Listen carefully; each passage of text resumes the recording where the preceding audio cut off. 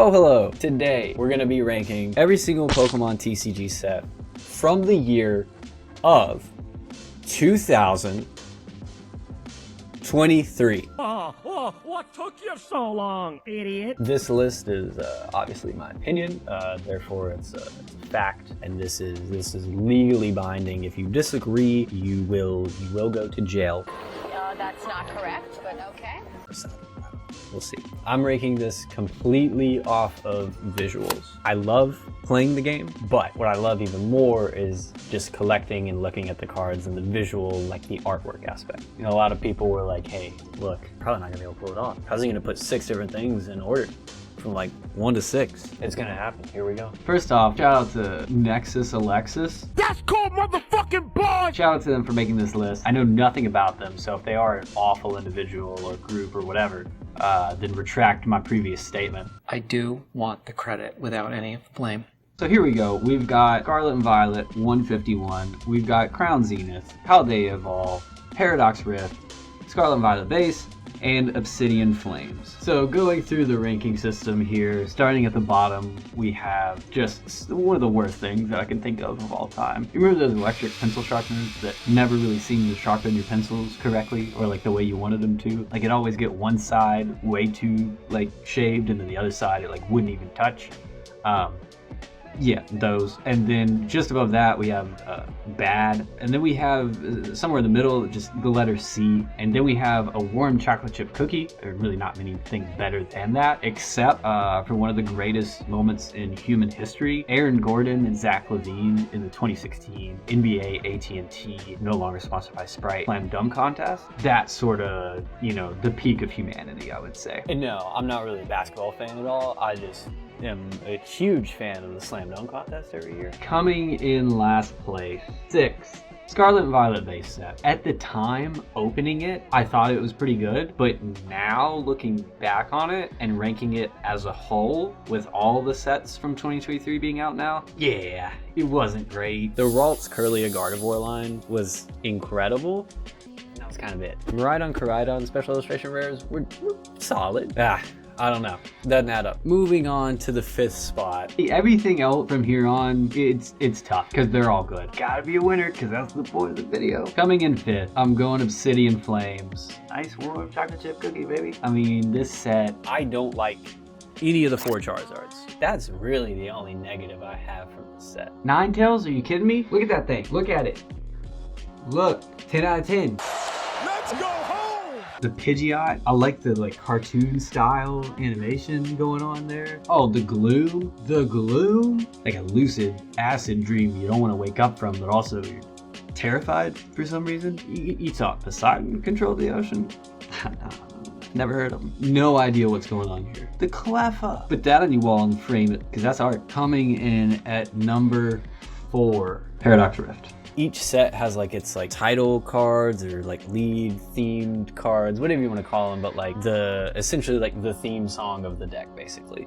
You know, Obsidian Flames, it was Charizard. Boring! Scarlet and Violet base, you had the Koraidon combo. Now we're talking! And then Paradox Rift, you've got Roaring Moon and Iron Valiant EXs, those special illustration rares. I think that's the best artwork on any of the lead cards from any of the sets from 2023. And then when you combine that, you got the Goldingo Gimmighoul like stacked combo going on. Love when they do that with the artwork, so you put them side by side or one on top of the other, then it makes like a bigger picture, you know? And then, oh my god. Oh.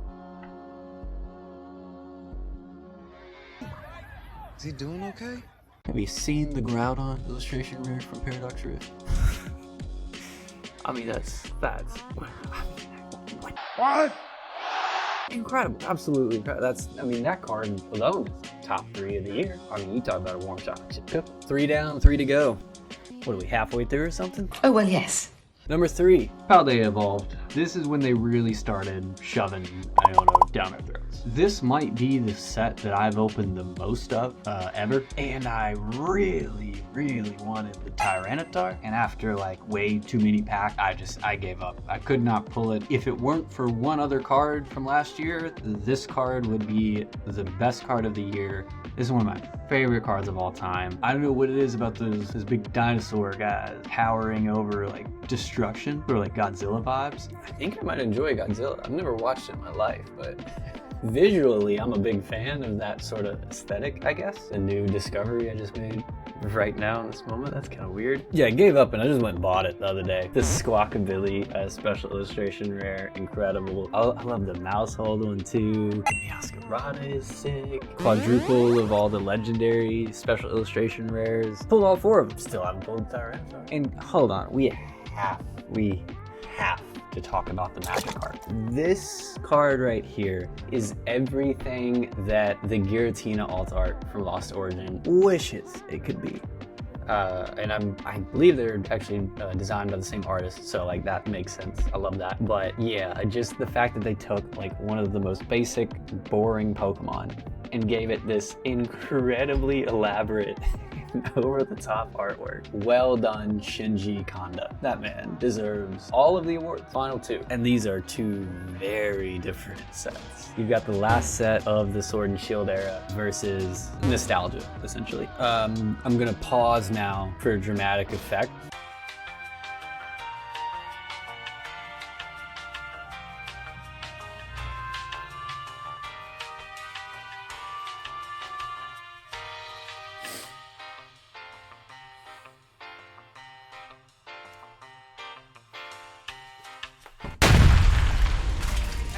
But I gotta give it to 151. It might be the nostalgia, it might not, I don't really know, but oh my god, the sets, it's everything I wanted it to be. What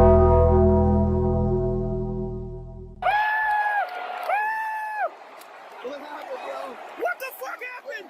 What happened? What happened? Oh, you jabronis just got pranked. You thought we were having a repeat of the 2016 NBA AT&T Slam Dunk Contest. You thought Aaron Gordon was going to get screwed again. Thought they were going to give it to Zach LaVine. You thought I was going to pick 151. I'll be honest, I thought I was too. Started looking at this and realized, nah, I gotta give it to Crown Zenith. 151 is incredible. The Charizard, I'm not even a Charizard fan, but that Charizard art is incredible. And the fact that it carries on the story from the Charmander, and then it comes up the canyon a little bit farther for the Charmeleon, and then at the top when you get to Charizard and it's flying across, Venusaur, the blast.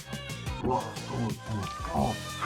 But Crown Zenith has an entire gallery of some of the best artworks that have ever existed. Suicune, that is peak Pokemon card design. This is my favorite card of all time in the history of the entire franchise. And if that wasn't enough, they were like, yeah, here you go. Here's a Raikou and an Entei for you to complete the trio that are also some of the coolest cards that have ever been designed in the history of the franchise. And this is one of the very few instances where they have used the color gold to perfection. Oh my god, the gold cards in the Galarian Gallery.